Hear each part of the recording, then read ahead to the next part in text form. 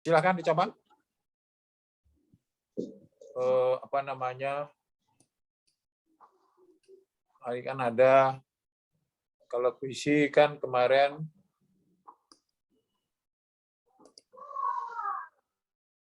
di sin theta n kali lambda. Di sin theta kalau gelap sama dengan bisa M-1 atau M plus setengah sama aja. M plus setengah kali lambda, berarti M-nya mulai dari 0 ya. Mulai dari 0 dan seterusnya. Kalau dia di situ min setengah, berarti M-nya mulai dari 1. Itu bedanya. Silakan dicoba. Silakan dicoba. Berapa hasilnya? Silakan dicoba.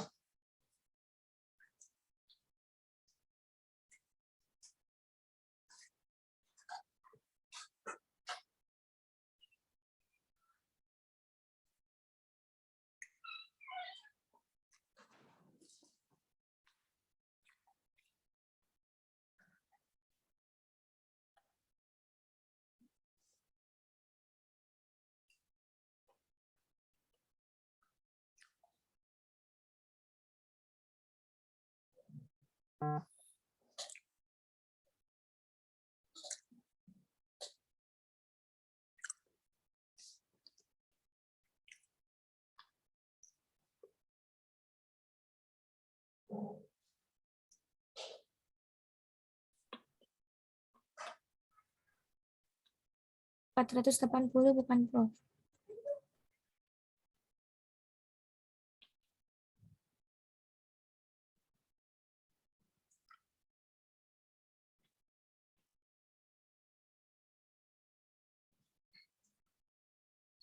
Berapa?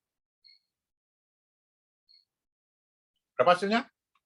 480. Baik, kita lihat.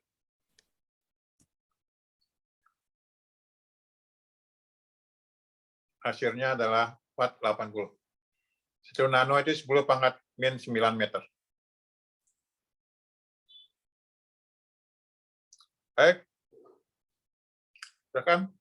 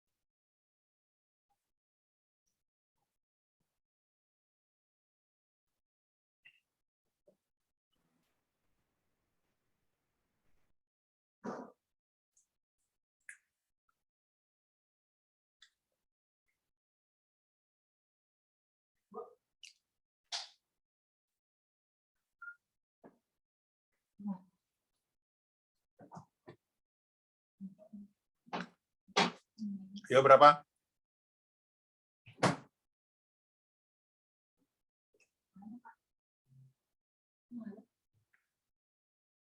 Lihat.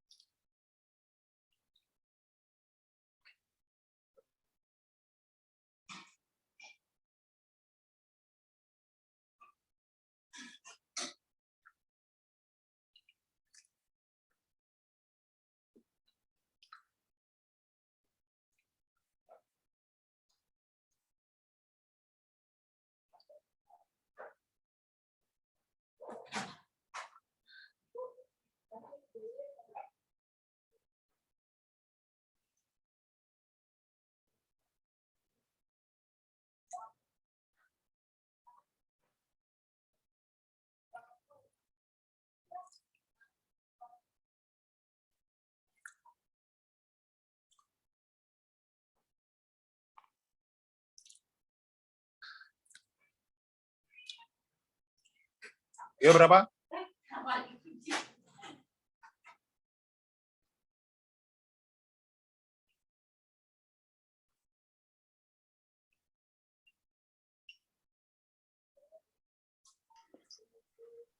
Saya udah 9.000. 9.000. 9.000, Prof. Berapa? 9.000, Prof. 9.000 nanometer.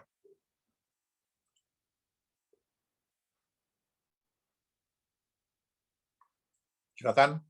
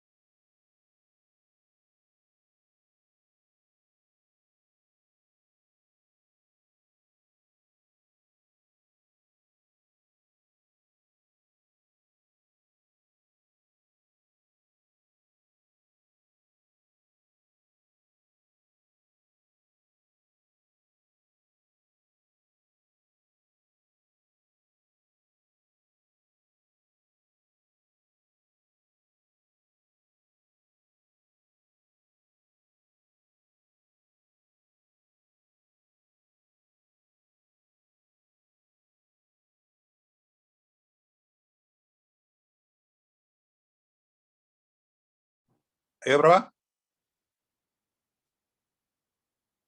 Ayo berapa? Yang Prof. 0,15.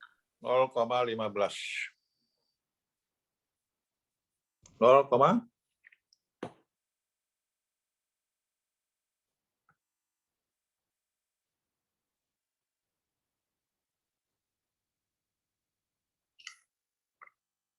ya.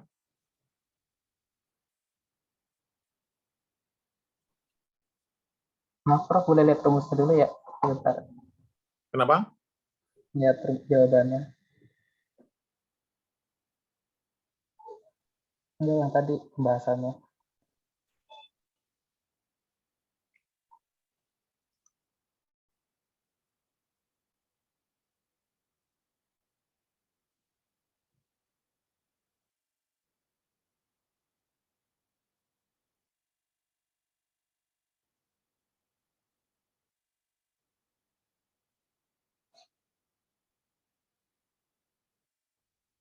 Sudah? Banyak cara, banyak cara.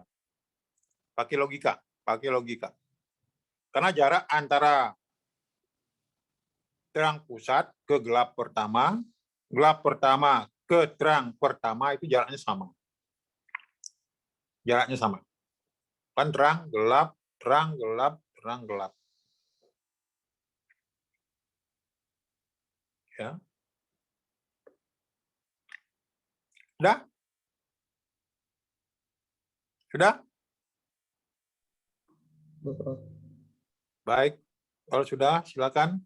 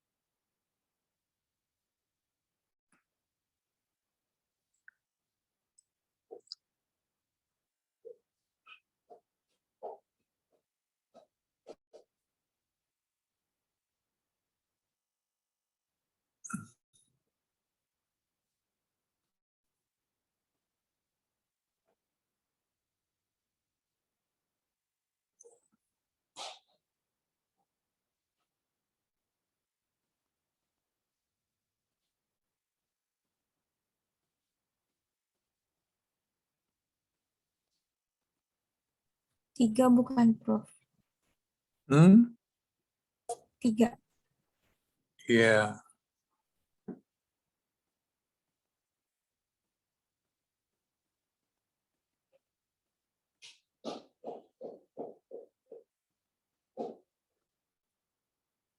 Baik, kita lihat. Jadi kalau dia kurang dari setengah, dibulatkan ke bawah. Kalau lebih dari setengah, dibulatkan ke atas. Maksimum berarti sin-nya, sin lalu 1. Ya, kalau ada kata-kata maksimum, itu sin cos sama dengan 1. Ada kata-kata dari maksimum. Berarti sin-nya ini sin 91. Berarti ini sama dengan 1. Ya, hati-hati bahasanya kalau ada kata-kata maksimum, itu berarti sin cos sama dengan 1. Sin cos sama dengan 1. Ada pertanyaan? Ada pertanyaan? Karena nanti di dalam mata kuliah gelombang belum tentu kalian dapat. Ya, apalagi dosennya malas masuk ya. Jangan masuk. Baik, kita lanjut. Silakan. Supaya terbiasa nanometer, angstrom, ya, milimeter, supaya terbiasa satuannya. Ya, terbiasa satuannya. Terbiasa satuannya.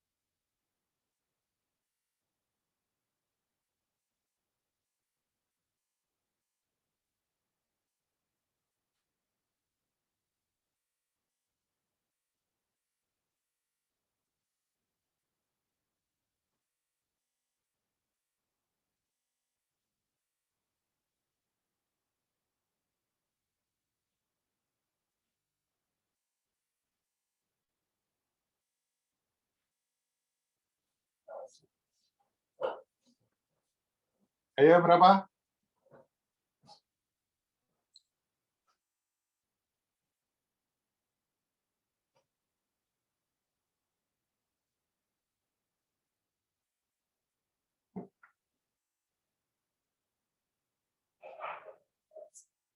Ayo berapa? 11.356, Prof. 11.036 356. angstrom. Angstrom. Angstrom dibaca kadang-kadang tulisnya seperti ini. Angstrom. Angstrom. Angstrom.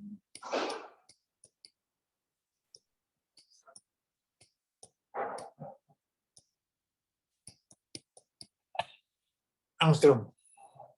Baik, kita lihat hasilnya 5678. Nomor berapa tuh? 567B ya, 5678. Ada setengah, sini 30 setengah. Coret.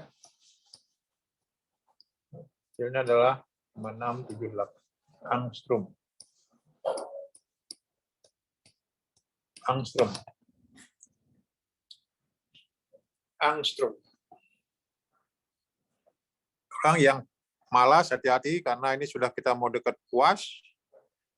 Perhatikan baik-baik, Tio, temanmu yang hadir, Tio, ini 38. Berapa jumlahnya, Tio, temanmu? Nah, jumlahnya 39, Prof. 39. Baru satu nggak datang. Siapa? Ya, belum ada. Prof. Sebentar. Tolong direkap nanti karena di tiap akhir itu diminta, Tio, ya. Ya, Prof. Ini Prof. Buat Excel, kemudian nanti dari Excel ditampilkan di Word, cuma di Word nanti yang ditampilkan name, nama sama jumlah kehadiran, ya, jumlah total. Karena diminta dikti, ya, diminta dikti bukan dari saya. Jadi nanti kalau kalian terlihat di absen itu nggak ada, nanti kalian bisa itu nggak lulus loh, ya, bisa ditarik ijazahnya. Karena di absen itu akan dilihat. Ya, jadi jumlah absen kehadiran bukan dari saya, itu dari dikti loh. Itu aturannya berat sekarang. Ya, materi diminta, ya, absen diminta, ya, sampai nilai akhirnya itu diminta. Walaupun ada nilai akhir, nanti kamu dilihat dari absennya nggak lengkap, nah itu resiko. Kalau dicari ijazahmu, jangan salahkan saya. Ya, jangan salahkan saya karena kehadiranmu tidak mencukupi. Itu agak ketat sekarang, agak ketat. Baik, sudah? Sudah? Belum. Silakan.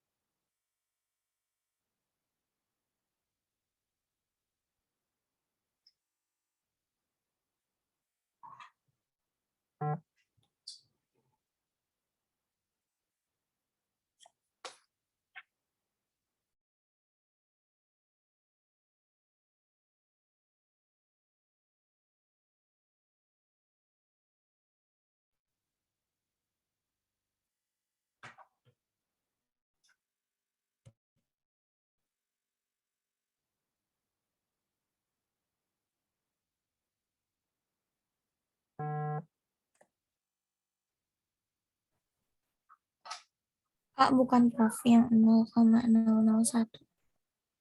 Berapa?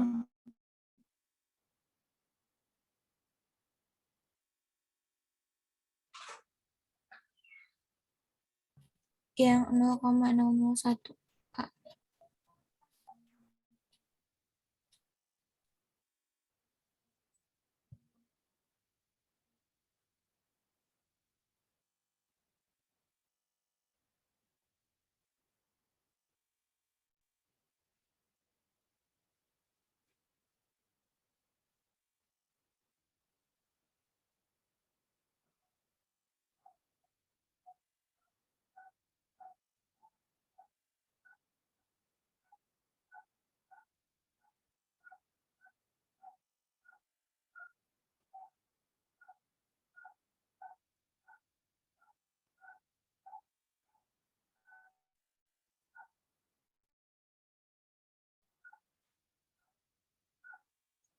Kita lihat. Betul? Betul? Betul, Prof. Betul nggak? Betul. Hah?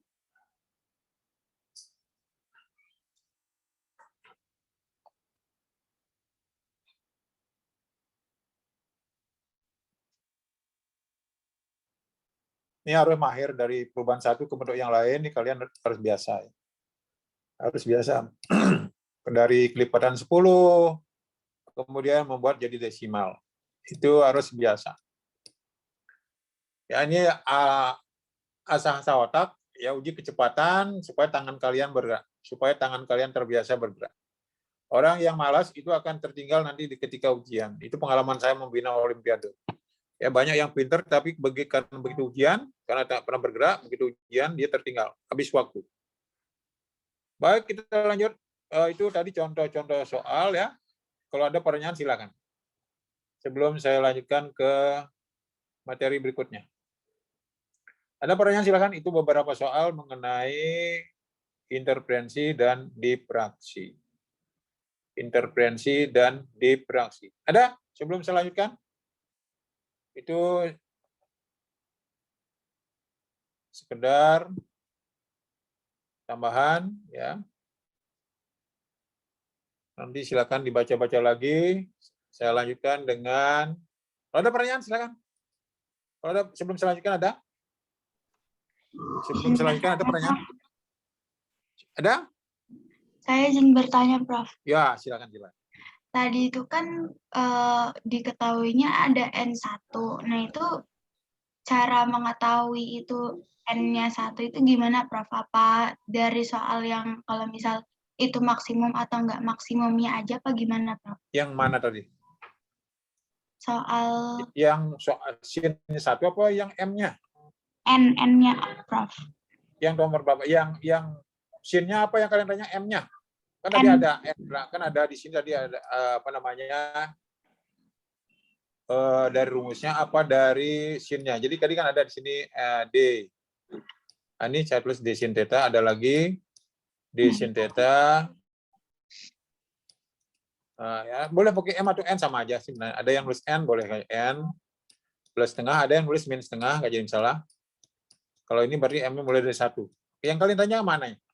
N-nya apa tadi? Kenapa sin theta-nya 1? Apa ada N yang mana? Yang mana katanya? N-nya, Prof. N ini? Iya, N. Itu Nah, betul. jadi gini. Kemarin kan sudah saya bilang, boleh di sini, boleh min 1, boleh min setengah. D sin theta, tolong perhatikan bahasa saya, nanti jangan sampai salah. Jadi N min 1, min setengah boleh. Kali lambda. Jadi gini, kalau nanti kalian di sini, ini kan tadi diffraksi pada kisi. Nah, terang pertama berarti di sini, kalau ditanya terang pusat, N-nya 0. Kalau terang pertama, ini N-nya 1. N-nya 1, terang pertama. Terang kedua, N-nya 2. Nah, kalau rumus pakai yang N plus setengah, terang pertama dimulai dari, gelap pertama dimulai dari N-nya 0. Kalau gelap pertama itu otomatis N-nya 0. Itu berarti dia gelap pertama. Beda dengan kalau ini. Kalau tadi 0 itu terang pusat. Terang pusat. Tapi kalau terang pertama diambil N-nya 1. Nah, kalau pakai rumus yang kanan, N min setengah, ini N mulai dari 1. Ya. Nah, terang pertama dimulai dari N-1, langsung ini. Nah, ini gelap pertama ya, gelap pertama langsung diambil N-1. Ya, jadi 1 kurang setengah, hasilnya setengah. Sama juga nih. D sin 1, N-nya 0. Nah, ini diambil tadi gelap pertama, N-nya 0, pakai rumus ini. Kalau pakai di sini, terang pertama diambil N-nya 1. Ini hanya tinggal pengambilan N. Ya, jangan sampai salah pengertiannya. Ya, makanya saya supaya siswanya tidak bingung, saya pakai sering rumus yang sebelah kanan supaya diidentik antara di sini terang pertama N-nya 1, gelap pertama N-nya 1. Makanya saya pakai rumus ini. Supaya pola pikir siswanya itu identik antara yang di sini dengan di sini. Nah, itu kejelian kita dari pengalaman ngajar juga. Ya, ketika saya ngajar di swasta itu kan saya bilang saya ngajar 4 sekolah dulu. Karena saya nggak ingin jadi dosen ya. Waktu itu saya tidak ingin jadi dosen, saya jujur aja. Karena dulu dosen zaman saya itu nggak ada yang bawa mobil, jadi semuanya gajinya kecil ya zaman saya itu. Jadi lebih baik saya jadi guru SMA aja, sehingga saya bisa ngeles kemana-mana. Itu ya, saya ngajar 4 sekolah.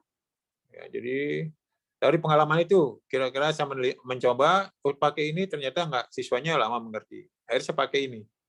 D sin theta N min setengah untuk yang gelap pada difraksi pada kisi. Demikian pula untuk percobaan yang menggunakan 2 celah. Itu. Nah, kalau ada kata-kata maksimum di dalam difraksi, ya itu otomatis nanti sin tetanya itu adalah 1 atau tetanya 90. Nah, itu strategi dalam membuat soal. Ya. Ada pertanyaan lagi?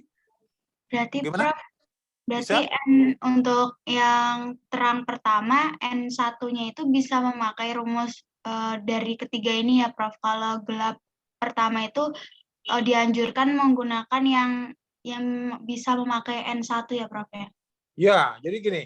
Yang kanan kalau supaya siswanya pola ngapalnya gampang, jadi kalau terang pertama kan N 1 D sin theta 1 kali alfa. Kalau pada yang kanan, gelap pertama N 1. Jadi D sin theta sama 1 kurang setengah kali lambda. Supaya dia, kalau saya pakai yang ini, beda dia. Kalau yang tengah. Ini sama aja sih, ini dengan ini boleh. Ini sama. Tapi kalau yang terang pakai rumus yang tengah, itu masalahnya, kalau gelap pertama tuh N-nya 0, pakai rumus yang tengah. Jadi kan 1 0 kan nanti siswanya bingung dia. Yang terang pertama ini N-nya 1. Kok gelap pertama N-nya 0 gitu. Cuma itu kan masalah pengertian saja. Masalah pengertian supaya dari mana mulainya gitu. Nah, kalau yang kanan kan, kalau N min setengah, nah ini sama aja. Kalau 0 plus setengah, setengah juga. 1 min setengah, setengah juga gitu. Ini cuma bentuk lain daripada N plus setengah, N min setengah, mulai dari N-nya berapa gitu. Ya, jadi kalau gelap pertama pakai yang tengah, berarti gelap pertama N-nya 0, pakai rumus yang kanan, terang pertama jadi N-nya 1 gitu. Ya, perhatikan bahasa saya yang diperhatikan. Ya. Baik, Prof. Terima kasih, Prof. Ada lagi?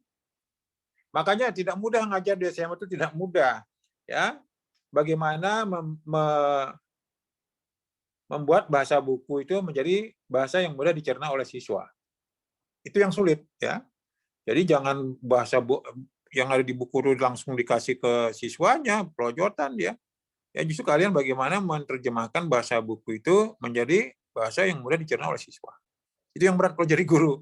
Ya, makanya kalian sudah niat jadi guru, hati-hati. Maka kan saya bilang, karena kalian calon pemimpin, ya jangan asal demo saja, kalian orang pintar, ya lihat dulu masalahnya apa. Jadilah sekarang zaman milenial itu jangan konyol. Tidak lagi kekuatan ya, jadi pemikiran ya. Pemikiran, jadi apa yang ide-ide itu disampaikan secara tertulis, demo itulah alternatif terakhir. Ya, demo itu alternatif terakhir apabila keluhan dari masyarakat dan mahasiswa klub. Jangan kalian doang mahasiswa, masyarakat ngambil dong, wah habis kalian. Ya, kalau kalian sendiri berjuang tanpa rakyat, wah habis kalian. Rakyat kan berontak deh. Ya, kalian klopkan dulu antara mahasiswa dengan masyarakat, cocok nggak? Kalau nggak, wah kalian habis tuh oleh masyarakat, gebukin masyarakat nanti. Ya, ini mahasiswa apaan nih? Paling gitu dia. Ya, harus klopkan dulu pemikiran kalian dengan rakyat, jangan mahasiswa sendiri tanpa ada rakyat gitu. Habis kalian itu. Ya. Banyak cara secara milenial itu, ya, kumpulkan dulu para pemimpin dari setiap perguruan tinggi, masalahnya apa, solusi yang diberikan apa, baru seluruh Indonesia kumpulkan, ketua-ketuanya, ini dari mahasiswa ada keluhan seperti ini, solusinya seperti ini, baru sampaikan tertulis apakah ditujukan kepada DPR, MPR, Menteri, atau Presiden. Gitu. Jangan sampai yang ke Menteri ke Presiden, konyol juga. Yang ke aturannya ke DPR, kalian ke Presiden. Nah, ini lucu. Kan kalian ketahuan nggak ngertinya gitu. Ditujukan kepada siapa gitu. Itu yang saya lihat mahasiswa nggak, pola pikirnya nggak terlalu jauh gitu. Zaman milenial loh. Ya, jangan sampai kayak perang Rusia itu kan kembali kebodohan.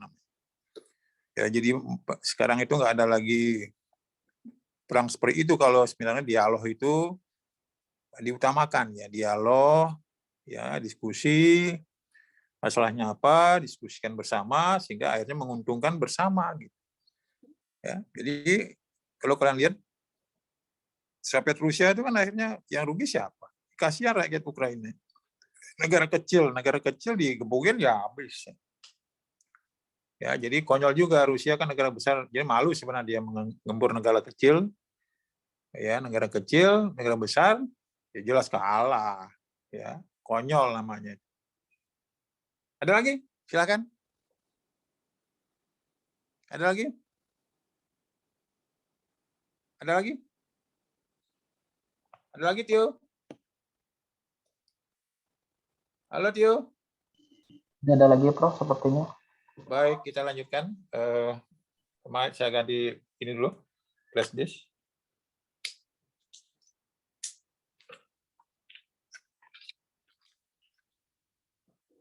Baik, kita lanjutkan mengenai, kalau tidak ada pertanyaan. Baik, kita lanjutkan. Izin share.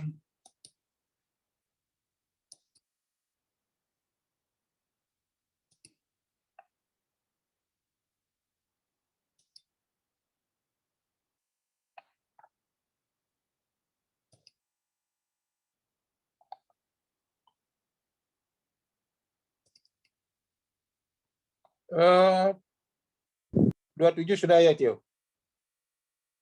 Halo? Chapter 27 sudah kan?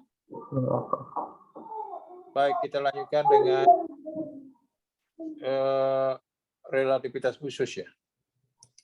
Sebenarnya materinya nggak dibahas ini ya, tapi saya bahas untuk pengetahuan awal sebelum ngambil fisika modern ya, fisika modern. Kita lanjutkan dengan teori relativitas khusus Einstein. Jadi sebenarnya kalau kalian lihat itu teori relativitas itu ada dua. Ada, aduh, kenapa dia? Nah, ini sebenarnya teori relativitas ini ada teori relativitas ini ada dua, ada teori relativitas umum, ada teori relativitas khusus. Maaf, Prof, PPT-nya belum muncul. Hah? PPT-nya belum Belum muncul. ya? Waduh. Belum muncul ya?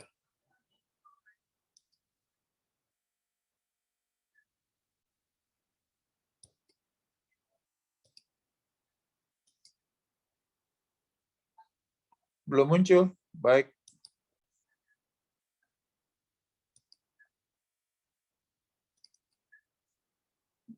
Kelihatan? Sudah, Prof. Baik, kita lihat di sini chapter 28 ya. Chapter 28 mungkin waktu SMP. Nah, ini yang pinter kalian nanti kalau ini dijelaskan secara matematis ke siswanya itu tidak akan nyambung karena matematis siswa nggak sampai di sini ya. Jadi nanti kalau kalian jelaskan secara matematis ya itu akan sulit diterima oleh siswa. Nah, ini kepintaran bagaimana secara praktis kalian menjelaskan ke siswanya tanpa mengurangi makna daripada relativitas Einstein. Ya, kalau kalian jelaskan secara matematis nggak akan sulit siswanya karena ini matematiknya sulit. Ya. Jadi Einstein itu sebenarnya selain ahli matematik ya, jadi ahli fisika. Jadi sebenarnya dia orang matematik ya, tapi jago fisika. Makanya sebenarnya orang yang jago IPA itu fisikanya bagus, kimianya bagus, matematiknya bagus, biologinya bagus. Demikian pula sebenarnya kalau biologi dia lebih luas lagi ya.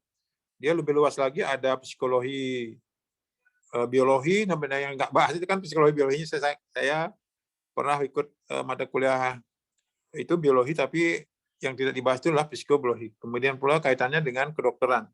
Itu nyambung sebenarnya gitu. Kalau belajar biologi itu harus ketiganya itu nyambung.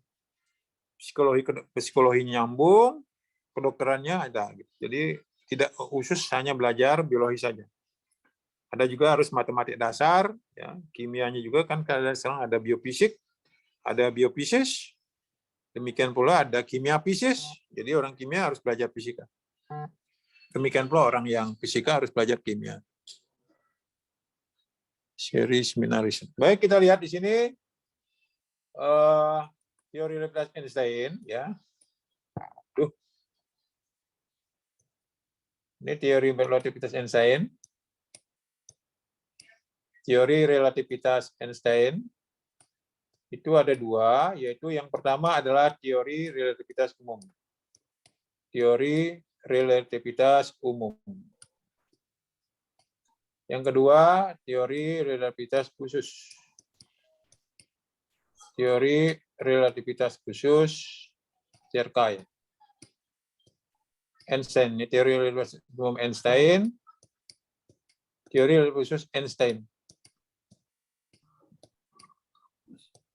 Nah, ini untuk yang umum, ini kerangka acuannya adalah non-inersial.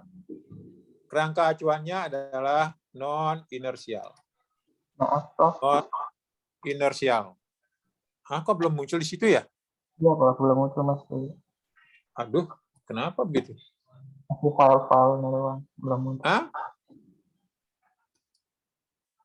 Share. Oh, sudah muncul, Prof. Sudah muncul? Ya. Nah, ini apa namanya? Kalau dia teori relativitas umum Einstein itu berbicara kerangka non-inersial.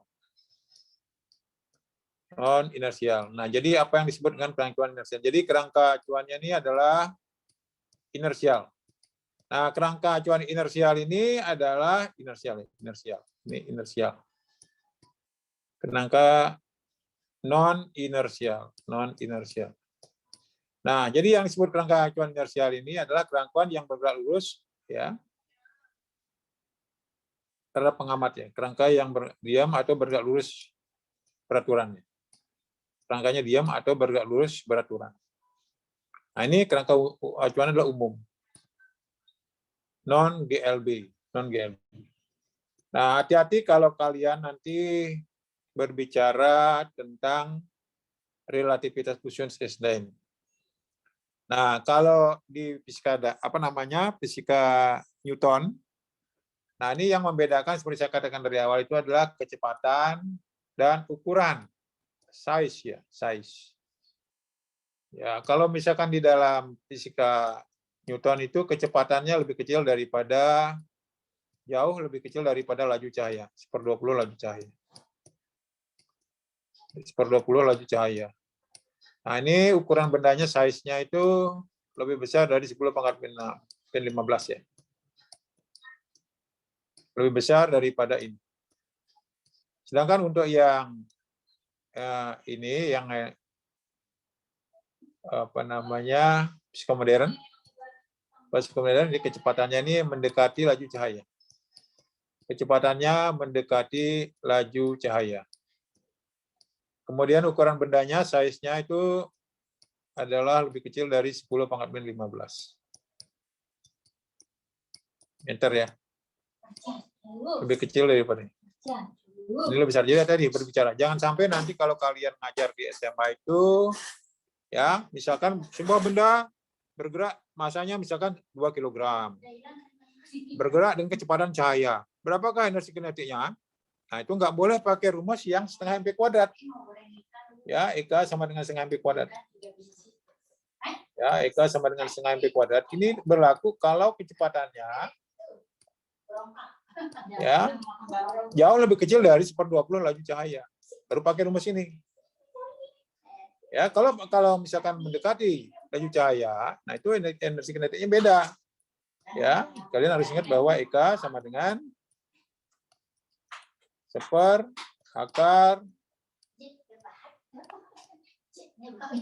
(1 min pi per T kuadrat kurang 1 kali M0 C kuadrat. Jadi hati-hati. Jadi kapan kalian menggunakan rumus ini, kapan menggunakan rumus ini. Ya, nggak boleh sembarangan gitu. Jadi seorang guru tuh hati-hati. Ya. Ya, jadi sulit jadi guru, sulit ya. Bijaksana ya, arif, bijaksana ya, sabar, penyayang, bisa sebagai pengganti orang tua. Ya, macam-macam. Ya berat. Ya, menilainya adil ya. Adil. Jadi kalau kalian jadi guru nanti harus bisa bertindak adil. Nah, kita lihat di sini, ini tadi an inertia reference frame is one in which Newton law of inertia is valid. Nah, jadi apa namanya di dalam teori relativitas khusus ini didasari oleh dua postulat Einstein ya. Yang pertama, relativitas postulat. The law of physics are the same in every inertial reference frame. Nah, jadi setiap di kerangka acuan inersial itu berlaku hukum fisika yang sama. Itu postulat yang pertama. Saya ulangi, di setiap kerangka acuan berlaku hukum fisika yang sama. Jadi kalau kalian misalkan di sini, kalian berada di bumi, nah ini kalian misalkan di bumi, nah ini dengan yang ada yang naik pesawat, ya ada yang naik pesawat. Nah ini kerangka acuan di sini, berlaku hukum di sini juga sama. Jadi di pesawat ini dengan di bumi ini harus berlaku hukum yang sama. Yang kedua, laju cahaya itu adalah mutlak. Ya, tidak tergantung dari pengamat dan cara mengamati. Jadi laju cahaya di sini adalah mutlak. Ya, mutlak. Ya, seper akar kemarin yaitu epsilon 0 mu 0 yang sekitar 3 kali 10⁸. Nah, ini dasar daripada postulat khusus Einstein. Didasari oleh dua postulat. Ya, saya ulangi. Di setiap kerangka acuan ya berlaku hukum fisika yang sama. Yang kedua, laju cahaya adalah mutlak, tidak tergantung dari pengamat dan cara mengamati, yaitu 3 kali 10⁸. Apakah kalian nungging ngukurnya? Apakah kalian bergerak ngukurnya? Apakah kalian tidur, ngumpet, tetap lajunya adalah 3 kali 10⁸. Ya. Jadi fisika ini sebenarnya bisa menjelaskan keterbatasan manusia. Aja kalian bisa lihat seperti saya katakan dari awal, manusia kecepatannya sekitar 10 meter per sekon. Bunyi kecepatannya sekitar 340 meter per sekon. Ya, kemudian cahaya 3 kali 10⁸. Nah, di sini kalian bisa menjelaskan malaikat itu di mana? Nah, malaikat pada Tuhan itu di luar ini. Ini cahayanya segini. Padahal malaikat itu jauh lebih besar daripada itu. Jadi keterbatasan manusia. Manusia cuma di sini. Bunyi di sini. Ya. Jadi ada keterbatasan manusia baik dalam kecepatan, ruang maupun waktu. Kita lihat lanjutkan di sini. Nah, ini yang besaran-besaran relatif itu artinya ditinjau dari kerangka acuan yang berbeda memiliki nilai yang berbeda. Saya ulangi. Besaran relatif adalah besaran ya yang memiliki nilai yang berbeda bila ditinjau dari kerangka acuan yang berbeda. Nah, dalam fisika itu besaran yang relatif apa saja? Yang pertama adalah kecepatan, panjang, massa, dan waktu. Ini menurut teori relativitas khusus Einstein. Nah, kita mulai dari ini waktu ya, ini waktu, ini di dalam bandul. Nah, ini kemarin di dalam percobaan kemarin Michelson dan Morley ya, Michelson dan Morley. Nah, itu kalau Newton ini kecepatan relatif. Kalian bisa lihat ada roket, apalagi sekarang perang Ukraina sama Rusia. Nah, ini kecepatannya berapa? Ini kecepatan roketnya berapa? Rudalnya berapa? Jadi zaman sekarang itu tidak lagi dominasi oleh tentara, tapi roket ya, meriam. Ya, kalian bisa lihat meriam sudah tidak efektif dalam peperangan. Jadi semuanya menggunakan rudal.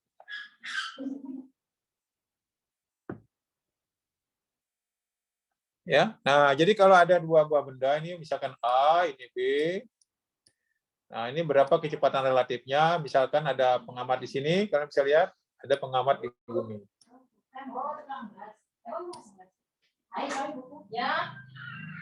Ya, jadi berbeda. Apakah orang di bumi melihat orang yang berada di ini astronot ya, sangat astronot saja. Astronot yang berada dalam kapsul ini, menurut kecepatan dia berapa, menurut orang di bumi berapa, itu berbeda. Berbeda. Nah, jadi kalau misalkan begini, seperti saya katakan tadi, ini yang dikatakan bahwa waktu juga besaran relatif. Jadi besaran relatif itu, besaran relatif tadi adalah besaran relatif. Tadi adalah kecepatan yang pertama. Mas Kaking ganteng. Yang kedua tadi adalah waktu.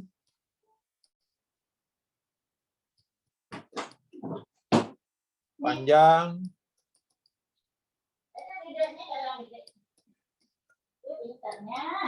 Massa.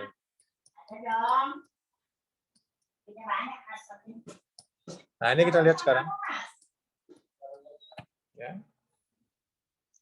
Yang pertama dia tulis adalah waktu ya. Ini tadi untuk periode bandul, waktu. Jadi kalau ada misalkan di sini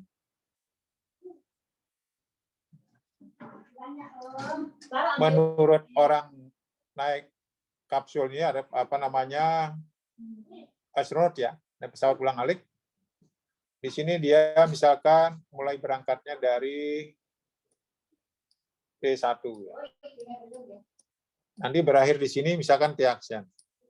T1 aksen.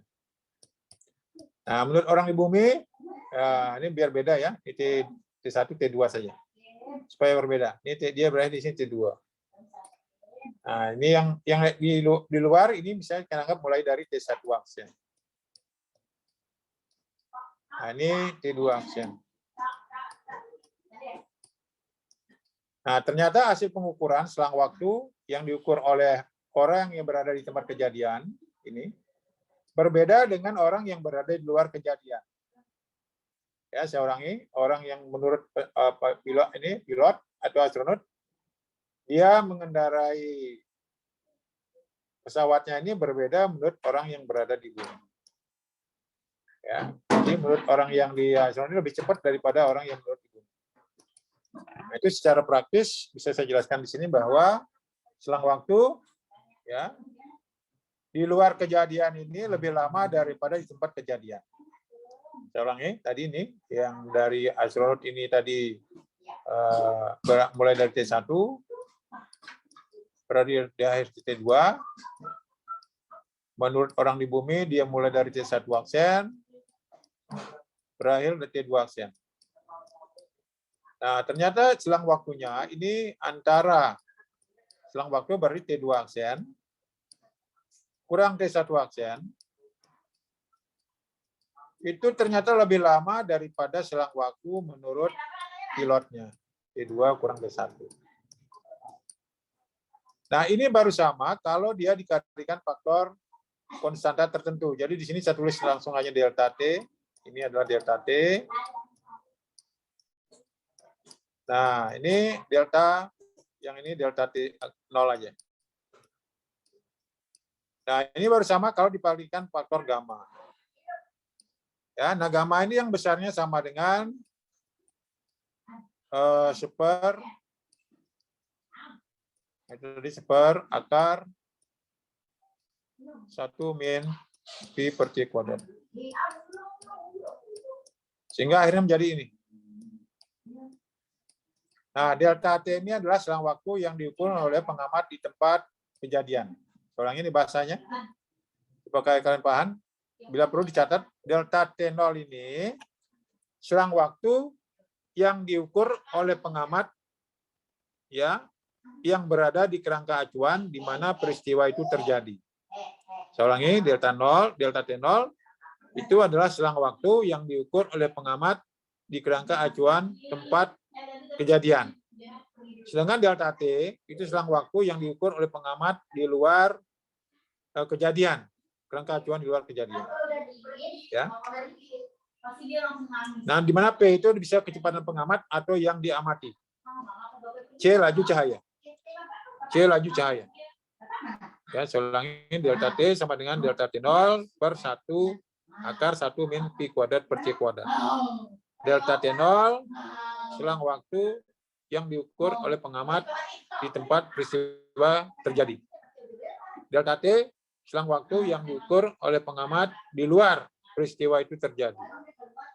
Pi kecepatan pengamat atau yang diamati. Itu. C laju cahaya. C laju cahaya.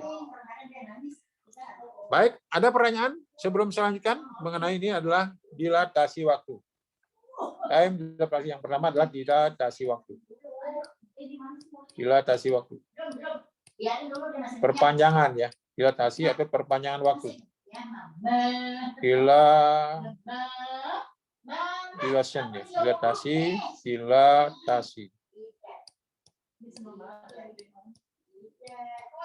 Waktu. Atau sering disebut dengan perpanjangan waktu. Perpanjangan waktu. Perpanjangan waktu. Ya, itu yang saya katakan tadi bahwa waktu salah satu besaran yang relatif.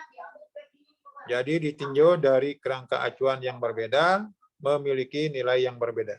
Yang kedua yaitu panjang ya. Nah, tadi panjang, ini contohnya nih untuk waktu ya. Contoh untuk waktu, nah ini jawabannya. Bisa kalian lihat, itu di tempat kejadian adalah 1 skon.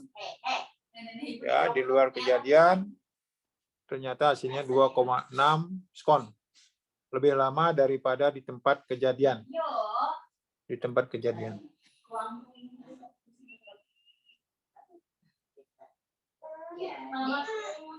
Ada lagi yang kedua yaitu di kontraksi panjang, penyusutan ya. Penyusutan panjang, kontraksi panjang. Tadi selain tadi kontraksi panjang,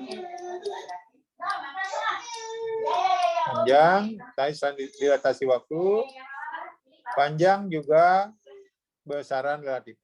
Ditinjau dari kerangka acuan yang berbeda, besarnya berbeda. Jadi misalkan gini. Ini misalkan mula-mula dia berada di koordinat X1. Sambil bergerak, nanti dia berpindah ke koordinat X2. Nah, menurut orang yang di bumi, dia beradanya mulai dari X1 aksen.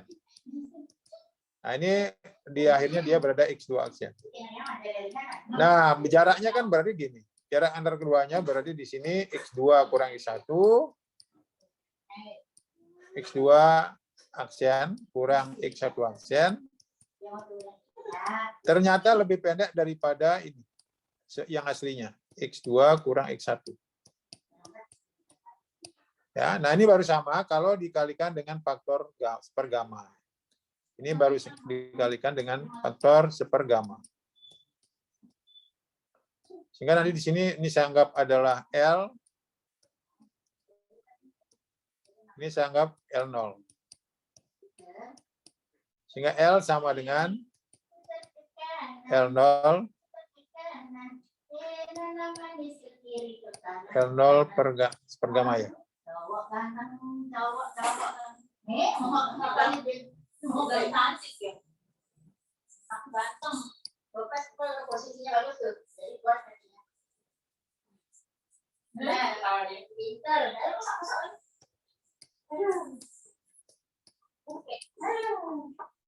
Berapa tadi nggak 5? Sepergamma ya. Jadi ini baru nanti hasilnya adalah yang diamati lebih pendek daripada Sekalian disemprot ianya. di kerangka acuan di luar, itu lebih pendek.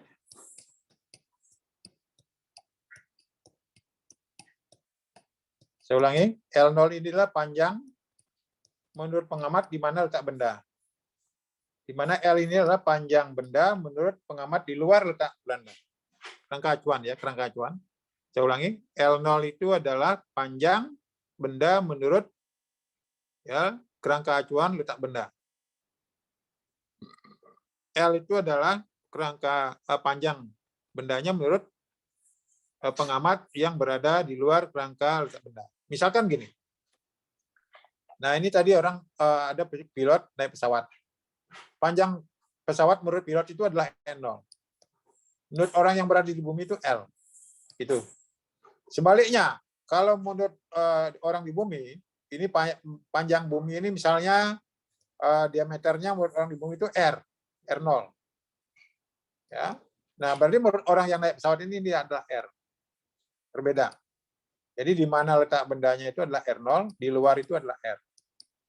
Nah, ternyata bahwa dari pengamatan panjang daripada objek ya yang diamati oleh pengamat di luar letak bendanya itu lebih pendek daripada di mana kerangka acuan letak benda itu sendiri. Nah, P-nya ini bisa kecepatan pengamat atau yang diamati. Kecepatan pengamat atau yang diamati. Di L sama dengan L0. Nah, 1 min P per detik. Sedangkan kalau waktu tadi dia lebih lama. Nah, itulah sebabnya kenapa tadi di seper. Delta T sama dengan ya delta T0 akar 1 min P kuadrat per C kuadrat. Jadi waktu lebih lama, panjang lebih pendek. Kemudian massa lebih besar. Ini ada massa mengembang. Nah, ini ada massa mengembang. Ini contoh soal ya, contoh soal. Kalau bisa dia kecepatannya mendekati laju cahaya. Nah ini, ya, dia lebih pendek. Aslinya dia panjangnya 82, L0-nya, kecepatannya ini 0,95 ya. Ya. Jadi di sini dia di luar itu hasilnya 26. Jadi penyusutannya besar sekali. Dari 82 dia menjadi 26. Bisa sepertiga ya, hampir sepertiganya. Kemudian kalau kita lihat tadi bahwa sebenarnya dimulai dari kalau momentum linear kan kalau ingat di dalam mekanika kemarin bahwa momentum itu adalah massa kali kecepatan. Kecepatan ya. Nah, karena di dalam teori relativitas bahwa ini massa ini mengembang. Ya, berlawanan dengan di fisika dasar bahwa massa itu tetap. Ya, massa itu tetap. Tapi dalam relativitas itu massa itu mengembang. Jadi kalau ada orang diam, ini orang diam mengamati benda itu massanya M0. Menurut Einstein, kalau benda itu bergerak dengan kecepatan mendekati laju cahaya, maka massanya akan berubah, mengembang menjadi M. Di mana M itu adalah sama dengan yang tadi, baru sama kalau ada faktor gamma kali M0. Sehingga massa yang mengembangnya menjadi M sama dengan M0 per 1 akar 1 min P per Q kuadrat. Nah, jadi kalau tadi momentum itu massa kali kecepatan, sehingga momentum relativistik itu rumusnya ini. Nah, dari rumus dasar tadi P sama dengan M kali P, M0 kali ini M ya, M kali P. Nah, ganti M-nya dengan ini. Ganti M-nya dengan ini. Sehingga akhirnya momentum relativistik ini. Momentum relativistik P P sama dengan M kali P per akar 1 min P kuadrat per C kuadrat. Makanya nanti kalau kecepatannya rendah, lebih kecil daripada 1/20 laju cahaya, momentumnya pakai ini, M kali P. Kalau nanti di sini bendanya mendekati laju cahaya,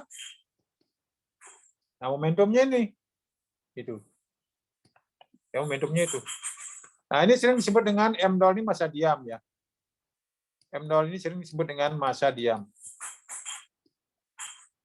Masa diam. M ini masa bergerak. Masa bergerak.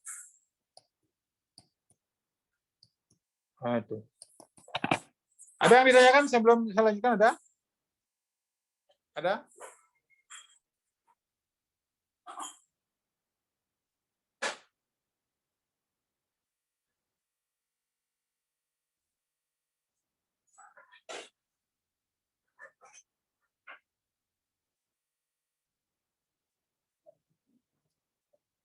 Ada yang tanyakan, silakan. Ini tidak ada, Silakan, Prof. Tio. Ada? Ini tidak ada, Prof. Baik, kita lanjutkan tadi sudah waktu, panjang, massa, dan momentum relativistik. Nah, ini secara umum bahwa ada yang disebut dengan energi total. Ada energi diam. Jadi kalau benda diam, nah ini energi jadi benda diam, yang memiliki energi ini. Yang disebut dengan energi diam itu adalah bendanya diam. Masanya M0, dia memiliki energi M0 C kuadrat sebenarnya. E0-nya itu M0 C kuadrat. M0 C kuadrat. Nah, ini masa diam. Yang ini masa diam. Nah, kalau bendanya ini bergerak mendekati laju cahaya, maka masanya akan mengembang. Akan berubah menjadi M sama dengan M0 per tadi akar 1 min Pi kuadrat per C kuadrat. Nah, energinya disebut dengan energi total. Nah, ini. Energinya adalah energi total. Nah, jadi ini tadi energi diam.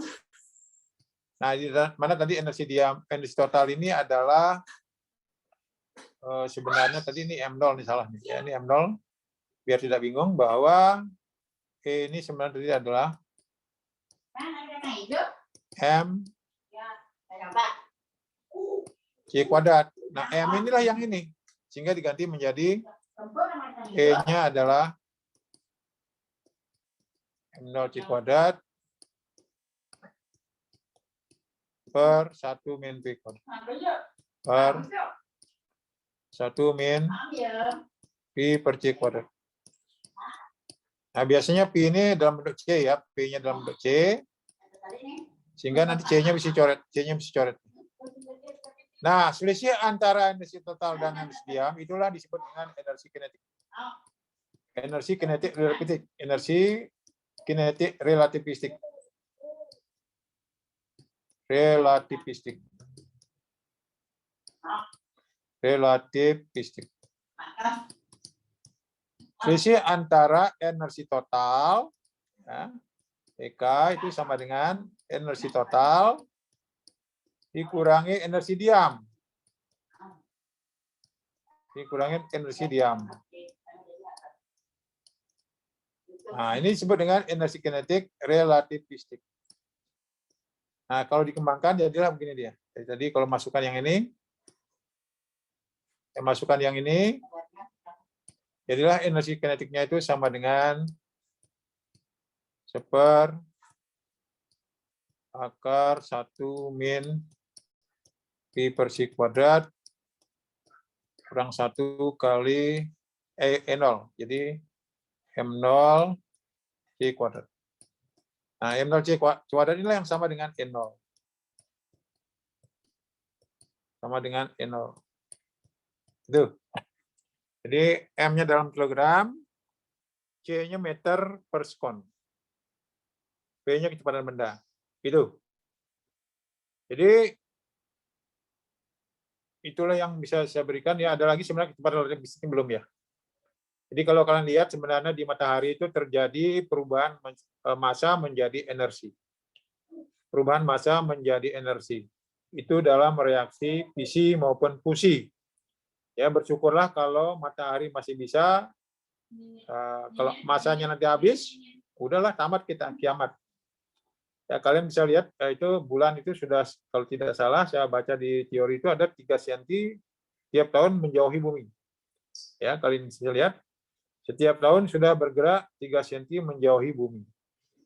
Ya, makin jauh berarti bulan tidak ada, berarti kita kegelapan, alamat kiamat. Nah, kita lanjutkan lagi sedikit mengenai kecepatan relativistik.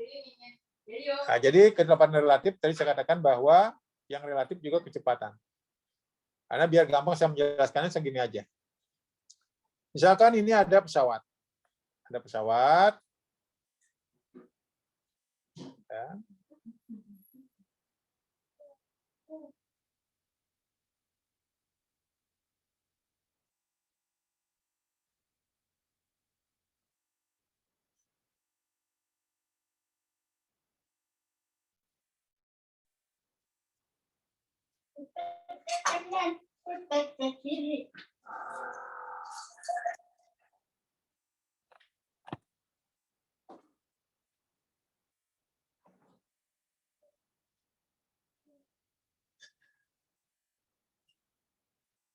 Nah, ini kecepatan relatif kalau di dalam apa namanya Einstein, saya ambil gini, biar gampang menjelaskannya. Jadi kalau ada misalkan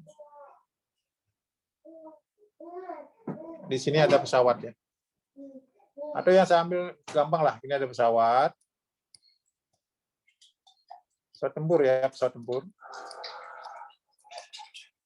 Ini membawa roket. Menembakkan roket ke depan. Nah, ini ada pengamat di sini, di bumi. Ada pengamat di bumi.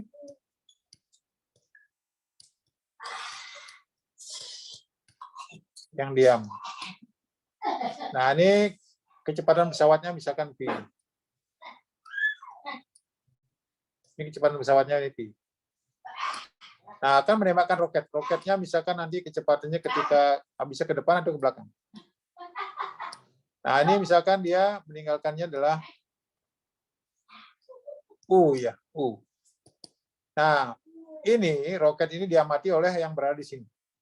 Menurut pengamat di sini dianggap kecepatannya adalah U aksian.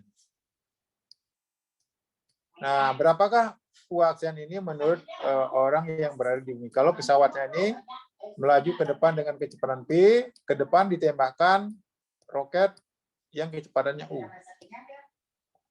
Maka menurut orang di bumi bahwa U aksian ini adalah, nah di sini U, ini P dulu ya, P dulu biar nggak salah, P.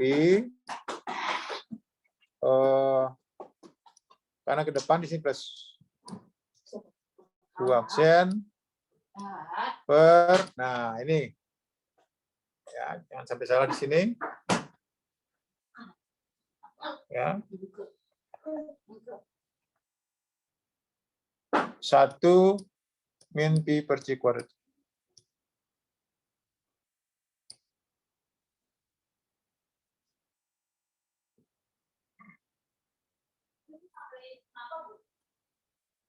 Karena kemarin di ini kemarin dia pakai dulu boleh. Jadi dia laju udah bagi ini nantinya mau ngangetin pancinya di bawah.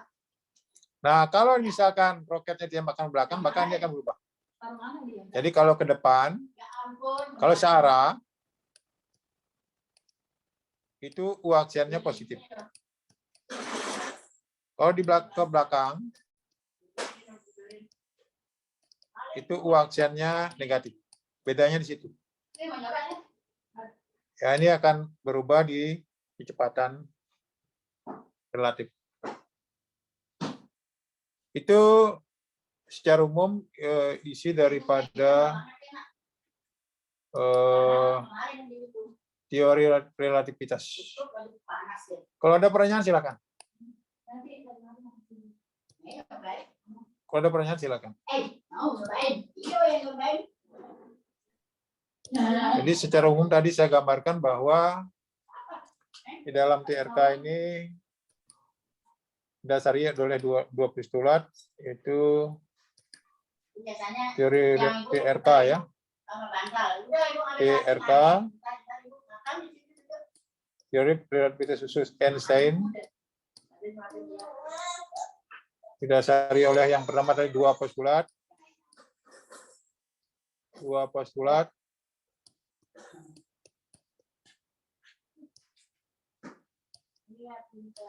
Nah, ini ada besaran relatif. Besaran relatif. Ada tadi yang di sini adalah kecepatan.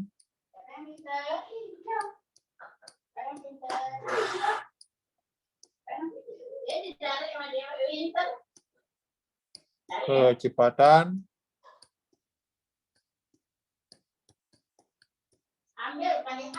Ada dilatasi waktu. Dilatasi waktu. Ada kontraksi panjang. Penyusutan.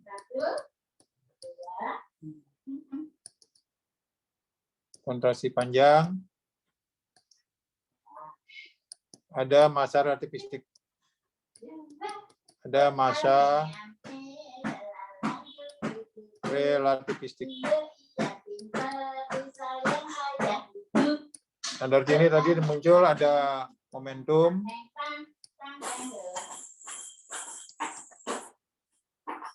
ada energi total, energi kinetik, energi diam, ada energi total. Dari sini muncul energi kinetik. Itu yang saya bisa berikan untuk relativitas khusus Einstein. Soal-soalnya menyusul. Ya, kita minggu depan kuis dulu, baru kita lanjutkan soal-soal mengenai teori relativitas khusus Einstein. Silakan kalau ada yang bertanya, silakan. Silakan kalau ada yang bertanya, silakan. Mau tanya tentang kuis untuk minggu depan, Prof. Itu Ya. materinya dari mana aja ya, dari awal? Awal materinya mulai dari apa kita materinya? Maksudnya Materinya dari, apa? dari setelah UTS gitu atau materi? Itu kan kemarin sudah soal-soal mengenai magnet kan sudah magnet, induksi elektromagnetik sudah, harus bolak-balik soalnya kan sudah kan? Sudah, Prof. Nah, mari kita mulai dari gelombang elektromagnetik, pemantulan pembiasan, ya. Itu aja dulu, dua itu. Sama alat optik ya, termasuk dalamnya alat optik. Gelombang elektromagnetik, pemantulan pembiasan, alat optik termasuk di dalamnya. Nanti baru ke interferensi difraksi sama relativitas. Gitu yo. Jadi kuis yang pertama nanti mulai dari gelombang elektromagnetik sama pemantulan pembiasan, alat optik. Itu aja. Udah, Jo? Sudah, Prof. Ada pertanyaan, silakan.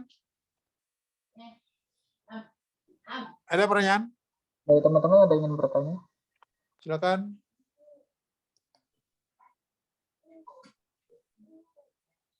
$39 ya, yuk. Ya, Prof. 39. Silakan kalau ada yang bertanya, silakan. Sebelum saya akhiri, ada? Ada? Karena ini puasa, jadi biar tidak terganggu. Ada pertanyaan, silakan. Sepertinya tidak ada, Prof. Baik, tidak ada. Jadi itu pesan saya. Jadi walaupun dalam puasa, tetap atur waktu dengan baik. Karena keberhasilan adalah perjuangan pribadi.